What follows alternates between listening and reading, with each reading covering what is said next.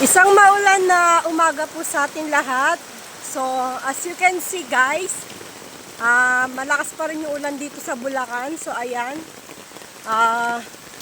Bumabaha-baha dito dahil pababa yung area dito sa banda sa amin.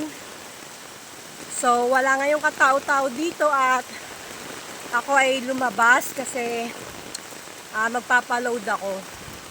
So, ayan. Grabe yung ulan dito guys. Halos magdamag yung ulan. Walang tigil.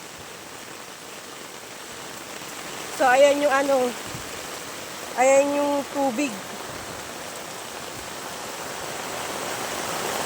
Ayan yung paa ko. So, lumalakas na naman yung ulan. Diyos ko, tama na. Ayan. Ayan yung tubig, rumaragasa. Papunta yan dun yung tubig sa baba. Ayan yung tubig. So, ito yung area namin dito sa Bulacan. Ganito yung itsura. Ayan. So, sobrang lakas po guys ng ulan.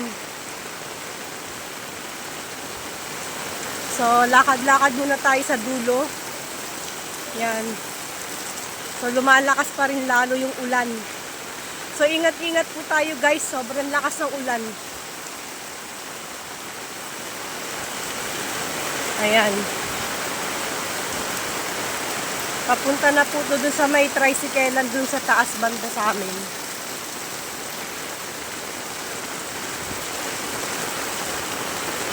Ayan, ang lakas, grabe. Parang gusto ko muna sumilong. Ay, wait lang, wait, tapaload ako. Ayan.